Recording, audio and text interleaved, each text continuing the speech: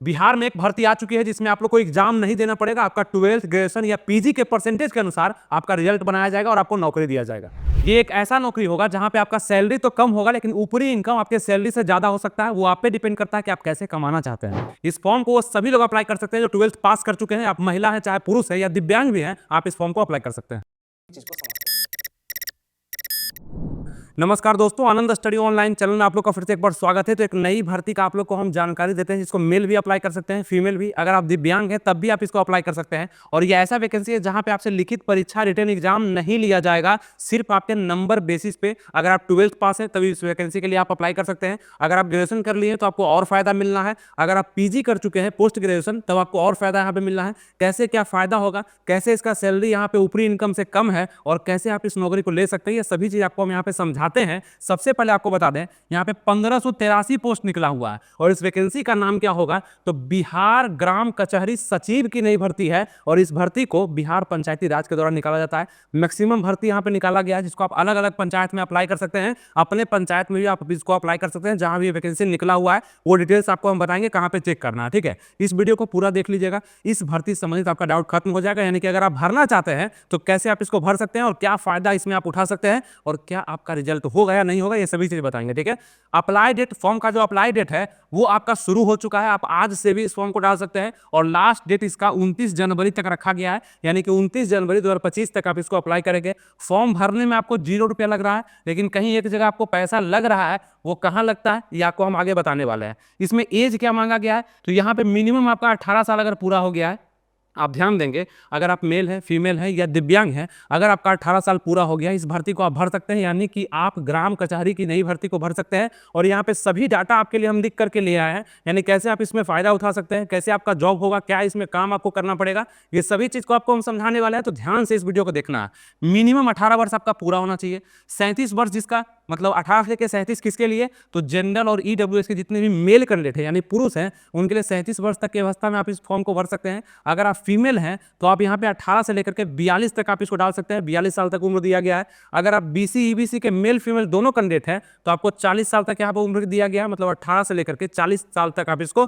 भर सकते हैं। एससी एसटी में अगर आप मेल फीमेल कोई भी हैं तो आपको 42 साल तक यानी कि 18 से लेकर 42 साल तक आप इसको डाल सकते हैं। और उम्र का जो गणना किया जा रहा है वो 1 अगस्त 2025 से किया जाएगा। इस अवस्था तक आपका 18 भी पूरा हो जाना चाहिए, यहाँ पे ये बोला गया। ठीक है, अब यहाँ सबसे बड़ा बात आता है कि 12th में क्या होना चाहिए। मतलब आप 12th पास कर लिए, इस फॉर्म को भरेंगे, अच्छे से भर देंगे, क्या क्या लगने वाला है डॉक्यूमेंट्स वगैरह आगे बताते हैं। लेकिन 12th में कितना परसेंट होगा तो इस फॉर्म को हम भरें, और ग्रेजुएशन में कितना होगा तो भरें, फर्स्ट डिवीजन है, सेकंड डिवीजन है, थर्ड डिवीजन है तो भरे कि नहीं भरे, ये सभी चीज़ आपको हम बताते हैं। देखिए 12th आप पास कर चुके हैं किसी भी बोर्ड से, है ना, कहीं से भी आप 12th पास कर चुके हैं तो कितना परसेंटेज का होना जरूरी है। अब यहाँ बात करते हैं, कुछ लोग फर्स्ट डिवीजन होंगे जो कि 60% नंबर अगर आपका होगा तो आप इसको अप्लाई कर ही सकते हैं। लेकिन किसी का 55% भी होगा तो वो भी अप्लाई कर सकते हैं अगर वो ग्रेजुएशन कर ली है तो। यानी कि ऐसा कोई रूल नहीं है कि ग्रेजुएशन करना जरूरी है चाहे पीजी करना जरूरी है।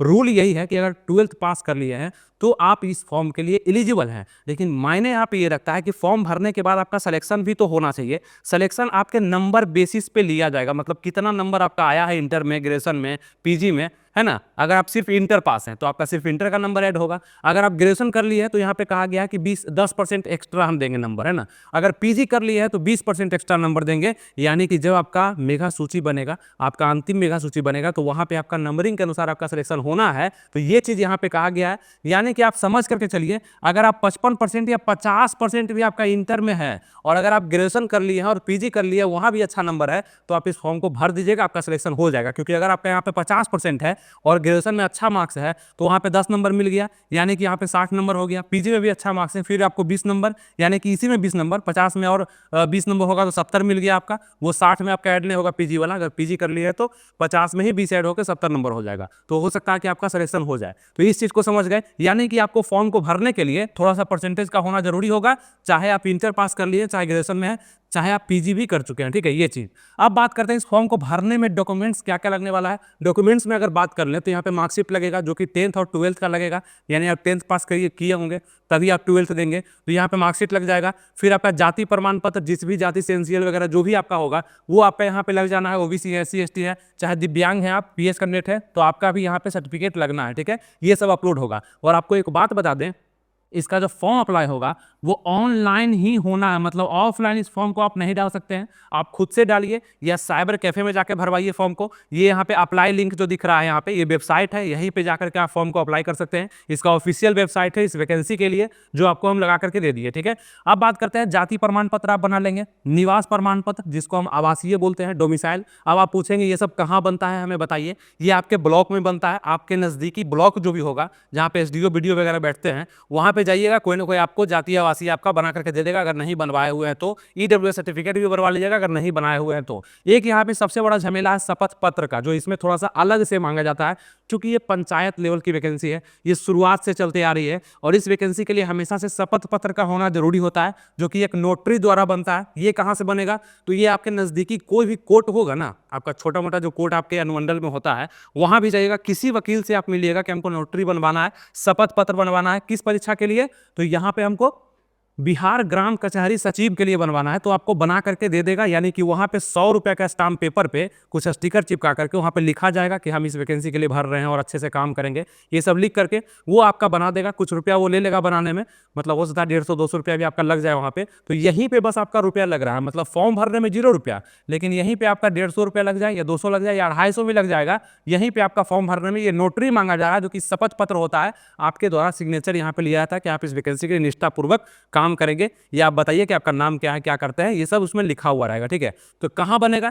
अब ये पूरा आपको बनवाने नहीं लग जाना है, अपने से पूरा रिसर्च नहीं करना है, आपको अपना काम करना है। ये काम आपका वकील वगैरह छोटा मोटा कोई भी वकील होगा, उसको नोटरी का पता होता है, क्या होता है नहीं होता है, मिला होता है उसको अधिकार, वो आपको बना करके मुहर मार करके दे देगा। ठीक है, 100 रुपया का स्टाम्प पेपर पे वो खुद बता देगा, उसे आप जाकर के मिल लीजिएगा। तो बहुत लेंदी प्रोसेस नहीं है, बहुत लेंदी अगर सोच लेंगे तो है, बाकी डायरेक्ट आप जाइएगा तो आपका बन जाएगा, 1 दिन में 2 दिन में भी बन सकता है। ठीक है, चलिए ये तो हो गया। पहचान पत्र आपको बनवाना है, पहचान पत्र पहले से बना हुआ होगा, आधार कार्ड तो आपके पास होगा, या पैन कार्ड होगा, या वोटर आईडी कार्ड होगा, ड्राइविंग लाइसेंस होगा, कुछ भी होगा, एक आपको वहां पे लगेगा, यानी कि फोटोकॉपी उसका लगने वाला है। तो ये हो गया आपका डॉक्यूमेंट से संबंधित सारा जानकारी आपको दे दी है। अब इस फॉर्म को भरना क्यों जरूरी है, ये फॉर्म बहुत दिन पर निकलता है, ऐसा नहीं कि हमेशा आपका निकलते रहता है। और इस फॉर्म की खासियत क्या है, यह है तो संविदा पे, लेकिन बहुत सारे लोग पुराने इसमें काम करते रहते हैं, क्योंकि इस वैकेंसी का एक खासियत है कि जो पंचायत में आप काम कर रहे हैं वहाँ आपका पहचान हो जाता है। पहचान होने के बाद आपको काम जो है आसानी समझ में आता है, आप किसी काम को सुगमता पूर्वक करते रहते हैं। इसी कारण से आपको हटाना थोड़ा सा मुश्किल होता है कि ये आदमी अच्छा जान पहचान बनाए हुए है, सभी काम को कर पाता है, तब आपको रखा जाता है तो संविदा पर, लेकिन परमानेंट भी कभी कभी हो जाता है। और होना मतलब आप समझ रहे हैं कि किसी के बीच आपका संबंध अच्छा हो गया तो फिर जल्दी वहाँ से नहीं हटते हैं। अब आप वहाँ पे करेंगे गड़बड़, आप वहाँ पे मतलब ड्यूटी करेंगे ही नहीं, जाएंगे नहीं, किसी काम को बनाने के सिवा आप बिगाड़ देंगे, तो आपको हटाना ही पड़ेगा। तो ये संविदा का थोड़ा सा फायदा और घाटा भी होता है, यानी कि अगर आप में अच्छा गुण है तो आपको रख लिया जाएगा, अगर आप कहीं गड़बड़ करेंगे तो आपको हटाया भी जा सकता है, ये ध्यान रखिएगा। ठीक है, ये संविदा कॉन्ट्रैक्ट बेसिस पे जॉब है, जहाँ पे सैलरी वगैरह क्या होता है वो आपको हम बताने वाला है। अब सिलेक्शन प्रोसेस का क्या कहता है, मतलब चयन प्रक्रिया कैसे होगा, चयन कैसे होगा। सबसे पहले आप फॉर्म को भर देंगे, फॉर्म को भरने में जो भी जानकारी लगेगा वो सटीक तरीके से अच्छे से देंगे, और अपने पंचायत में ही आप फॉर्म भरेंगे, मतलब कोई भी एक पंचायत में आप फॉर्म भरेंगे, 2-3 पंचायत में आप फॉर्म अप्लाई नहीं कर सकते हैं, किसी एक ही जगह पे आप कर सकते हैं। और यहाँ पे आप 12th के परसेंटेज के अनुसार चुने जाएंगे, यानी कि जैसे ही फॉर्म भरते हैं उसके बाद आपका क्या होगा, काउंसलिंग होगा। काउंसलिंग उसको बोलते हैं जहां पे आपके नंबर बेसिस पे परसेंटेज के अनुसार पे आपका सिलेक्शन होता है। किस परसेंटेज के अनुसार, 10th का नहीं जुटेगा, 12th का, अगर कि 12th पास है तो उसका जुटेगा, अगर ग्रेजुएशन कर लिया आप तो उसका जुटेगा, पीजी कर चुके हैं तो उसका जुटेगा। अब कुछ लोग होंगे सिर्फ 12th पास होंगे, वो भी भरेंगे, अगर उनका अच्छा परसेंटेज होगा 80, 90, 100, मतलब 95, तो वो भर देंगे। अब किसी का 70% है लेकिन ग्रेजुएशन में भी अच्छा परसेंट है तो वो भी भर देंगे। अब किसी का दोनों में कम परसेंटेज है, इंटर में और ग्रेजुएशन में कम है, पीजी में अच्छा है तो वो भी भर देंगे। यानी कि तीनों किए हुए हैं फिर भी भरिए, 2 किए हैं फिर भी भरिए, सिर्फ 12th पास है फिर भी भरिए, भर सकते हैं आप। अगर आपको लगता है कि मेरा सिलेक्शन परसेंटेज मेरा अच्छा है, आप लड़की हैं आप लड़के हैं, अगर आप दिव्यांग भी हैं तो भी आप भर सकते हैं, या आप पहले से इस पोस्ट पे कार्य कर रहे थे आप भी भर सकते हैं, क्योंकि आपका भी उम्र 55 साल तक दिया गया है और आपको भी नंबर पे छूट दिया गया है। ठीक है, नंबर पे आपको भी छूट है, मैक्सिमम 12.5% तक आपको छूट है, जो भी पहले से इस पोस्ट पे काम कर रहे थे उनके लिए। ठीक है, तो ये चीज आपको हम बता दिए। अब बात करते हैं यहाँ पे कि 12th के अनुसार परसेंटेज, ग्रेजुएशन अगर आप किए हैं तो 10% एक्स्ट्रा आपको दिया जाएगा, है ना। पीजी किया है तो 20% दिया जाएगा, यानी कि अगर बता दें कि 60% आपका मार्क्स है इंटर में, अगर आप ग्रेजुएशन भी किए हैं और अच्छा परसेंट है, मतलब नॉर्मल ठीक ठाक है, तो वहाँ से 10% यानी कि 70 हो जाएगा। मात्र ग्रेजुएशन किए हैं तब, अगर पीजी भी आप किए हुए हैं, सिर्फ ग्रेजुएशन किए हैं तो 70 हो जाएगा आपका, अगर पीजी भी किए हैं तो ग्रेजुएशन का नहीं दिखाना है, पीजी के अनुसार और 12th के अनुसार 60 है, 60 है तो पीजी के अनुसार 20 और मिलके ये 80 आपका हो जाएगा, ठीक है, यही फायदा होने वाला है। और किसी का इंटर में ही 80 होगा और फिर ग्रेजुएशन में होगा तो उसको और 10 मिल जाएगा, पीजी होगा तो 20, यानी कि 80-20 100% मिल जाएगा, उसका सिलेक्शन तो पक्का है। तो ये चीज आपको हम बताने का प्रयास कर रहे हैं कि तीनों मिलाकर के आपका सिलेक्शन प्रोसेस मापा जाएगा। और आपको बता दें इसमें मेडिकल टेस्ट आप लोग को पहले सर्टिफिकेट बनवा के ले जाना होगा, यानी ज्वाइन करने से पहले एक मेडिकल सर्टिफिकेट आपको कहीं से भी बनवा लेना है, वो दे देना है उसको ले जाकर, ठीक है, कि मेडिकल हम थोड़ा सा इस टाइप से फिट है। अब जो पीएच है उनको तो पहले से ही पता है, लेकिन जो फिट है अपने आप में उनको मेडिकल सर्टिफिकेट भी बनाना पड़ेगा, जो कि सरकारी ही कोई जरूरी नहीं है, लेकिन हाँ बनाना पड़ेगा छोटा मोटा भी, और चल जाता है काम। ये सब रखा जाता है, पता है क्यों? ये सब पैसा खाने के लिए रखा जाता है, ठीक है। यहाँ पे बुला करके आपको 50,000, 2 लाख, 1 लाख रुपया मांगता है, मतलब ऐसे हम बता रहे हैं, इसमें मांगेगा नहीं मांगेगा वो अलग बात है, लेकिन ये जो सुविधा दिया है ना मेडिकल का यहाँ पे कि मेडिकल करवाना है, ये उसी सब कारण के लिए रखा जाता है कि कुछ यहाँ से इनकम वगैरह भी हो जाता है उस पोस्ट के लिए, ठीक है।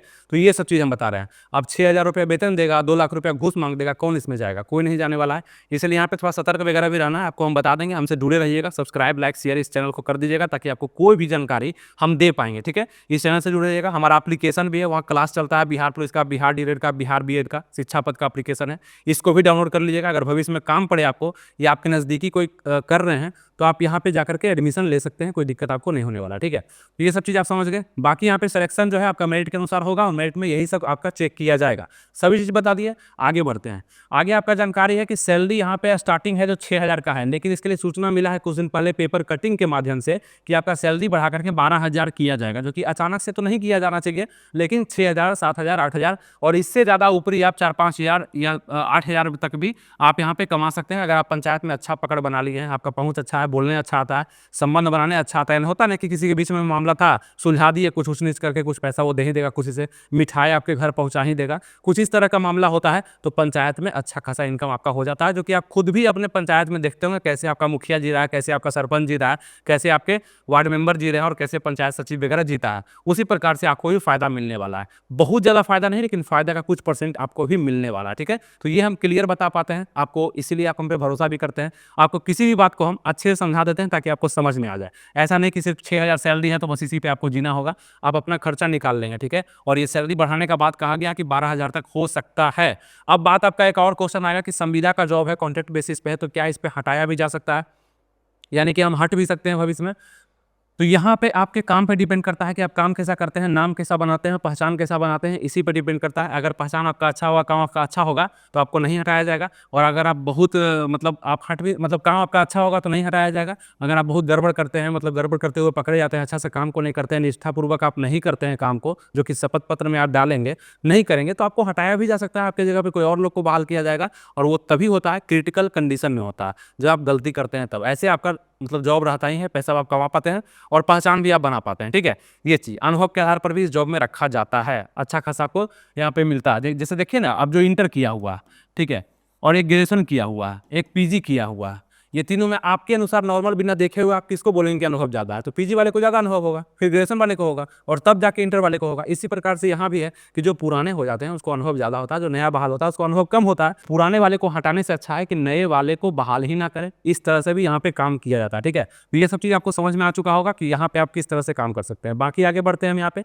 सूचना यहाँ पे है कि सबसे पहले आपको रजिस्ट्रेशन करना पड़ेगा। इस फॉर्म का अप्लाई लिंक आपको हम दे देंगे नीचे ऑफिशियल वेबसाइट का, वहाँ से जाकर के आप चेकआउट करिएगा, सभी जानकारी को अच्छे से भरिएगा ताकि कोई गलती भविष्य में ना हो। सबसे पहले आपको रजिस्ट्रेशन करना पड़ता है, जहाँ पे पोस्ट आप डालेंगे ग्राम कचहरी सचिव का, फिर अभ्यर्थी का नाम, अपना नाम डालेंगे, पिता या पति का नाम है ना, माता का नाम, आवेदक का ईमेल, जन्म तिथि, आपका मेल है फीमेल है वो, यहाँ पे श्रेणी डालना होगा, किस कैटेगरी से आप हैं, आरक्षण कोटि से हैं तो वो अप्लाई करना पड़ेगा, विकलांग है तो वो, स्वतंत्रता सेनानी है तो वो सब अप्लाई करके आप यहाँ पे आगे बढ़ेंगे, जो कि पंचायती राज विभाग बिहार सरकार का यहाँ पे वेबसाइट होगा, ठीक है। अब बात करने वाले महत्वपूर्ण तिथियाँ क्या क्या है, तो आपको बताए हैं कि 15 जनवरी से फॉर्म अप्लाई हो रहा है, अप्लाई मतलब हो ही रहा है, अभी शुरू है, और 29 जनवरी 2025 तक फॉर्म अप्लाई होगा। इससे पहले आपको अप्लाई कर लेना है, किसी एक ही पंचायत में आप इस फॉर्म को अप्लाई कर सकते हैं। परीक्षा का तिथि जो है, ये परीक्षा का तिथि नहीं होगा, ये आपका हो सकता है कि आपका यहाँ पे काउंसलिंग का तिथि होगा, जो कि मार्च में आपको नोटिफिकेशन आ जाएगा कि आप लोग का काउंसलिंग कब कराया जाएगा और किस समय पर आपका मेरिट लिस्ट भी तैयार किया जाएगा, ठीक है। तो आप लोग क्या करेंगे, हमसे जुड़े रहेंगे, यानी कि सब्सक्राइब किए रहेंगे, ताकि हम किसी भी वैकेंसी का अपडेट आएगा या इसी का कोई नोटिफिकेशन आएगा तो आपको हम बता सकते हैं, कोई दिक्कत नहीं हुआ। अब यहाँ पे लिखा हुआ है बिहार ग्राम कचहरी सचिव वैकेंसी का परिचय, बाकी आप ये सब पढ़ सकते हैं, आपके लिए लगा दिए हैं। और यहाँ साफ रूप से आप समझिए कि पंचायतों में रहना है आप लोग को, ठीक है, वहाँ का जो भी प्लस माइनस होगा वो समझना है और वहाँ के माहौल को सही रखना है। इसके कारण आपका काम भी अच्छा होगा और आपको आगे तक रखा जाएगा, जो कि संविदा हट करके आपका परमानेंट भी हो सकता है। आप जैसा काम करेंगे आपके काम के अनुसार, ठीक है। यही सब आपका काम होने वाला है, तो सभी चीज़ आपको अच्छे से समझा दिए। अब करना क्या है आप लोग को दोस्तों, तो आप लोग को जो वेबसाइट हम लिंक डिस्क्रिप्शन कमेंट बॉक्स में दिए हुए हैं, वहाँ जाकर के फॉर्म को अप्लाई करना है। फॉर्म अप्लाई करने में जो भी दिक्कत आएगा उसको आप कहीं से भी समझ सकते हैं। साइबर कैफे में जाके भी आप फॉर्म को भर सकते हैं, 50-60 रुपया लगेगा, वो फॉर्म को भर देगा। लेकिन नोटरी पहले बनवा लीजिएगा, जातीय आवासीय अपना बनवा लीजिएगा। नोटरी क्या होता है आपको हम समझा चुके हैं कि आप लोग का जाके कोई भी वकील से आप मिलिए, बोलिए कि हमको नोटरी बनवाना है, यानी कि शपथ पत्र बनवाना है, वो आपको बना करके दे देगा। पूछेगा किस वैकेंसी के लिए, तो आपको बना करके वो दे देने वाला। आपको दिमाग उतना नहीं लगाना, ठीक है। कुछ पैसा लेगा, 200, 250 या 150, वो आपको वहाँ पे दे देना होगा। वो टिकट फी भी हो सकता है, ठीक है। बाकी सभी चीज़ आपको हम अच्छे समझा दिए। इस वैकेंसी को अप्लाई करना है तो आप जरूर कर सकते हैं, कोई दिक्कत नहीं है। एज वगैरह बता दिए, कौन लोग अप्लाई कर सकते हैं ये भी बता दिए हैं। बाकी किसी भी तरह कंफ्यूजन है तो नीचे आप कमेंट्स कर सकते हैं। इसका सैलरी वगैरह सब कुछ आपको बताए दिए। और भी डिटेल में इस पर वीडियो चाहते हैं कि और भी बताइए क्या इसमें कैसे क्या करना होगा और क्या मेरे लिए अच्छा है या खराब है, क्या हमें करना चाहिए। आपको पता है कि आनंद स्टडी ऑनलाइन हमेशा आपको इस तरह का जानकारी देता है कि आपके लिए जरूरी है या नहीं, कि अदर वैकेंसी में आप अप्लाई करें वो ज़्यादा अच्छा है। अगर इस तरह का जानकारी आप चाहते हैं नीचे कमेंट बॉक्स में आप कमेंट कर सकते हैं, वो वीडियो आपके लिए बना दिया जाएगा जो कि आपके लिए हेल्पफुल होगा, ठीक है। तो ग्राम कचहरी का इस वैकेंसी के बारे में आपको सब चीज़ बता दी है। तो इस वीडियो को क्या करना है, लाइक करना है, थोड़ा शेयर भी कर देना है लोगों में जो नहीं जानते होंगे, और सब्सक्राइब इसलिए जो भी वीडियो आएगा आपके पास पहुंच पाएगा। थैंक यू, जय हिंद।